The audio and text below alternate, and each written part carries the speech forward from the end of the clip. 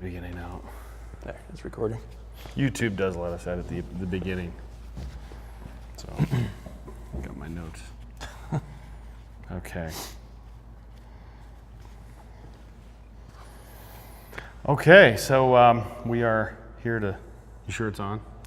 I'm pretty sure it's on. Okay. You want to go check it? I can check it. It's on. Good. So we have our notes from breakfast. Yep. What we're going to talk about. How to make bourbon barrel aged maple syrup is the #1 searched maple syrup phrase on YouTube. So what we're here to do is start a video series, and you were the first guest. Yeah. The bourbon barrel aged maple syrup video, and our notes.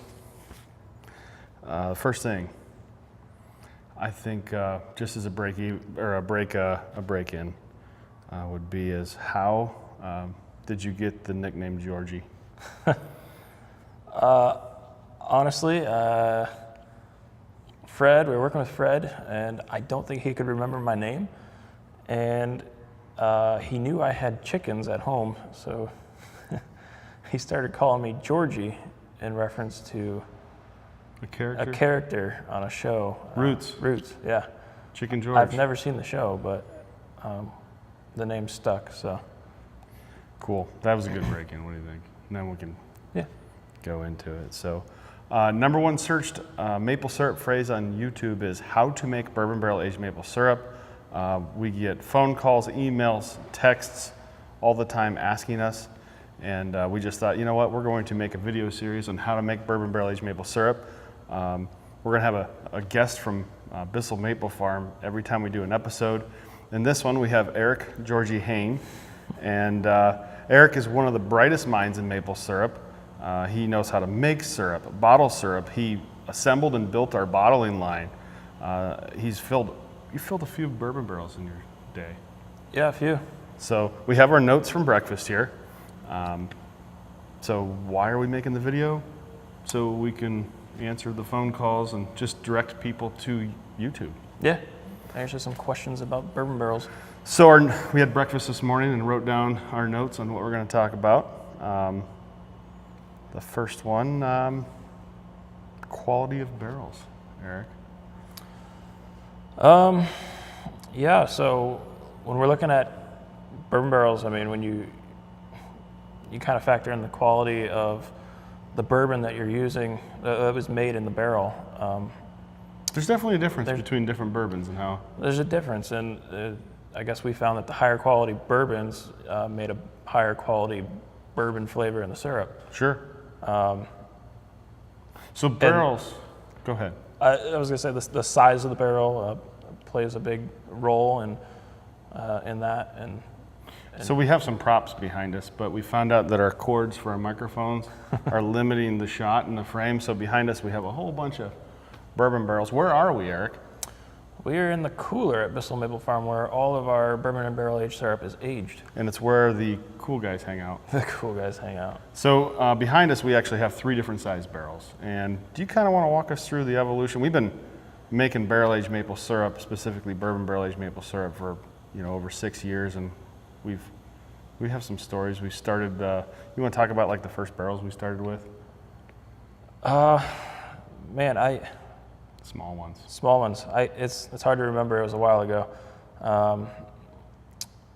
I know we started with some small 10-gallon barrels we got from was it Red Eagle? Red Eagle, a small micro distillery. Mm-hmm. I think as a lot of the people watching this video are starting off, the farmers. I mean, that's why we're making this video.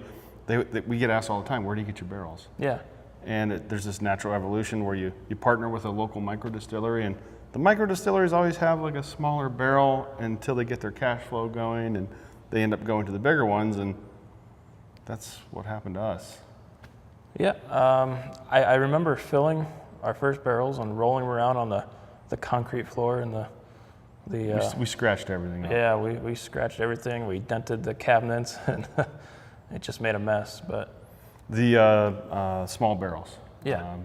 Talk a little bit about, we filled them, and then you and I were working late one night, and we were filling the small barrels right off the evaporator. Yeah. You remember that a little bit? It's a little hazy. It is a little hazy. Why is it hazy? We were always It's like 1 a.m. we're always working late in the sugar house making syrup, and you had picked up some barrels that day, I think, and got this idea. Let's just fill them right off the evaporator, save ourselves a couple steps in the process. It wasn't just the evaporator though. We were running multiple things. I was operating the flashlight. Right. So when we're running the whole sugar house, basically, we're running ROs and running our evaporator. We're firing the evaporator With wood. running our filter press to filter out Yeah. the junk in the syrup, and then pumping it into barrels. And you're standing there with a flashlight, I'm Captain Flashlight. making sure we didn't overflow. It happens. It does. Yep. It happens. So barrel size. I want to talk a little bit about the evolution of the barrels, but first the quality of the barrel. We highly recommend getting your barrels directly from the source. Barrels are a perishable item. They're kind of like produce.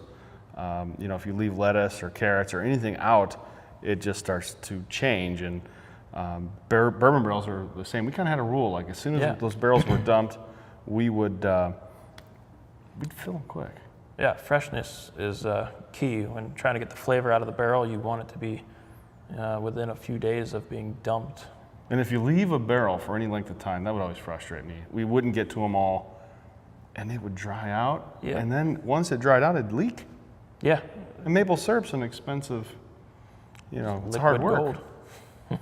So we would make sure you get good quality bourbon barrels. Partner with a local micro distillery. That's what we did. Gene Siegel at Ready Eagle got us started 6 years ago. And then what eventually happens as you start increasing sales? You need more barrels. You need more barrels. And we graduated as Gene grew. We were also going to Kentucky and picking up 53-gallon barrels from barrel brokers. Mm-hmm. I don't recommend barrel brokers. What happens is a barrel broker will go to the source and they will buy a semi-truckload. And if you were lucky enough to get bourbon barrels from the beginning of that semi-truckload, they were pretty good quality. And we experienced this. So we made a lot of mistakes. We're here to share. The beginning barrels from a barrel broker were okay, but 6 months later, and you're getting the last barrels, you'd bring them back and the syrup would just run right through the staves. It would irritate you. It would make a mess on the floor. Mess on the floor would be sticky. Mm-hmm. So we also got some 25, 30-gallon barrels. But I remember you and I, we sat down, we did a math equation. Because when you fill the 10-gallon barrels, what happens is it's pretty strong. It is, yeah. You get a strong burn your eyes. bourbon flavor to maple flavor Ratio, yeah. It was too strong. Mm-hmm. So what we figured is, let's use 2 of these 53-gallon barrels, or one 53-gallon barrel. I forget we did a math equation and we came up to, I think it was about square inches on the barrel. And it was an equation of gallons per square inch. I just remember 4.3 being the factor that worked out, and we felt that the 25 and 30-gallon barrels had the best flavor. It wasn't too strong. You got the good maple to oaky flavor. Yep. And if you just use a 53-gallon barrel, well, what happens, Eric? You get a 53-gallon barrel of syrup that tastes like syrup but smells like bourbon. It tastes like really good maple syrup. It did. So when we're out, we've tried a lot of bourbon barrel aged maple syrups. Have you ever tried a bourbon barrel aged maple syrup that you could tell where that company was in its evolution? Like Yeah, there's a lot of difference in the process used and the quality you get. So barrel size, we had a ratio. So what's our secret, Eric? We did the equation. We found that a 25-gallon barrel was perfect, 25 to 30. 10-gallon barrels, 8-gallon barrels, too strong. 53-gallon barrels, it just wasn't oaky enough for us. It just tasted like good maple syrup. So we had to work harder than everybody. We worked harder and started We got- triple barrel aging. Triple barrel aging, and you get more splinters. Have you ever gotten a splinter? Splinters, cuts, dirty. The metal's the worst. It is. That doesn't just give you a splinter, it just slices you open. Yeah. So we have a lot of pairs of leather gloves around to handling all of the oak barrels. But check back on my napkin notes here. Once we get a good quality barrel, we fill it with maple syrup. And the type of maple syrup we use. You want to talk about that a little bit? Well, we didn't want the bourbon to overpower the maple flavor. And so we tend to use dark robust syrup it creates a better maple bourbon flavor profile. That's fancy. That's true. I mean, you get a little of the maple, you get a little of the oak, you get a little of the bourbon, and that's what we found worked best. Yep. And oak, I think that's the key. So what happens if you use a bourbon barrel more than once?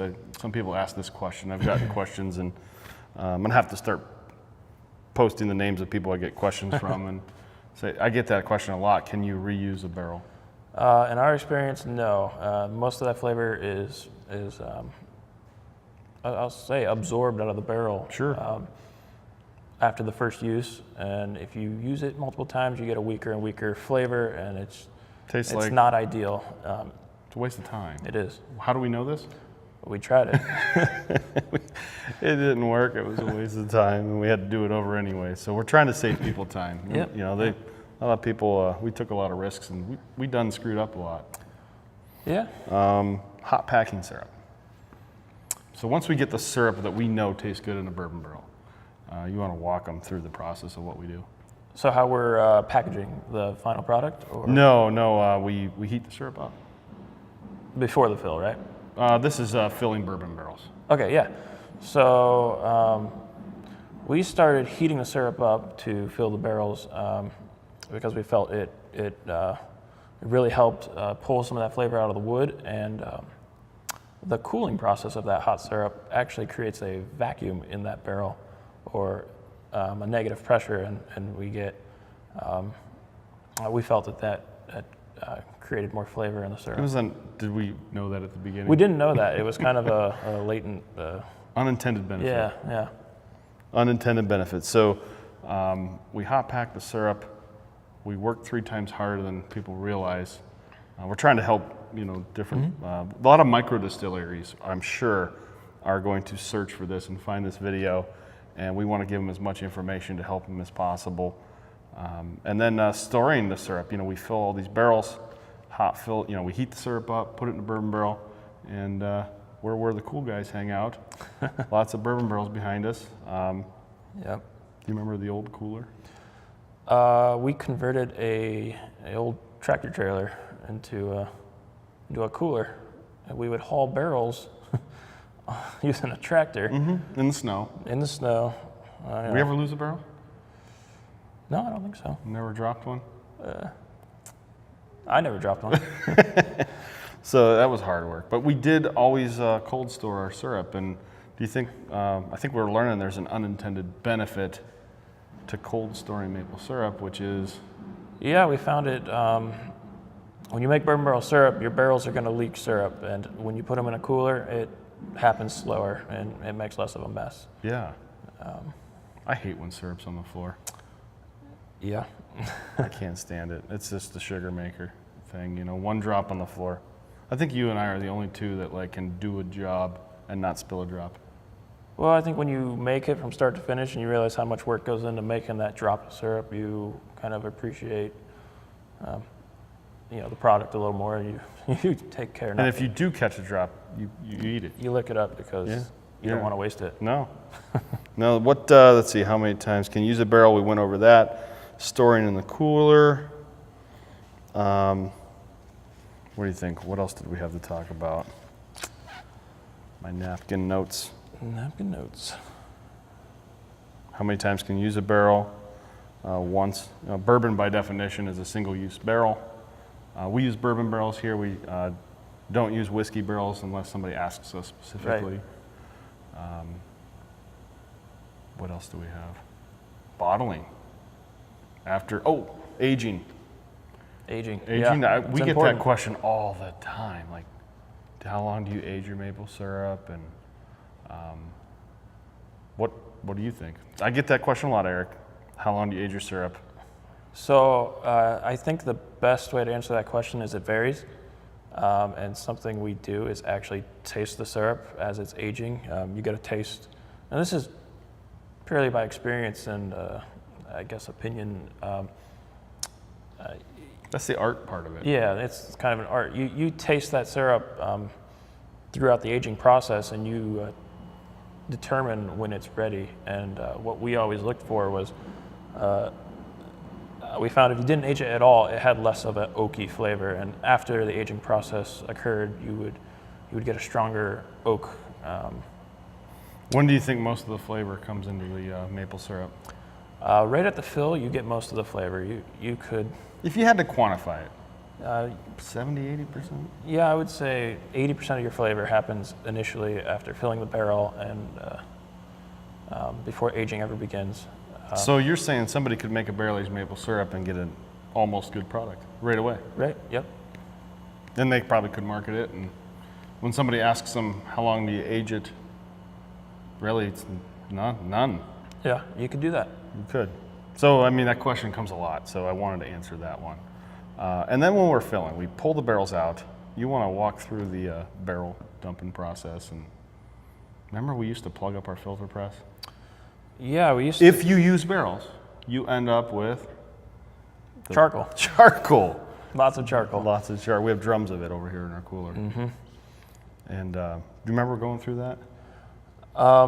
Yeah, so when we used 353 barrels to make one, when we would age it in just one.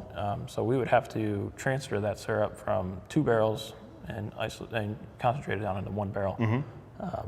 And we plugged up pumps, and we poured it into containers, and we got smarter. Yeah. We messed around with it a lot until we finally figured out Screen. there was a good way to do this job. Yeah. So when we dump barrels, we use a sap tank. Yep. We literally pick the barrels up off of our racks, like you see in the background here.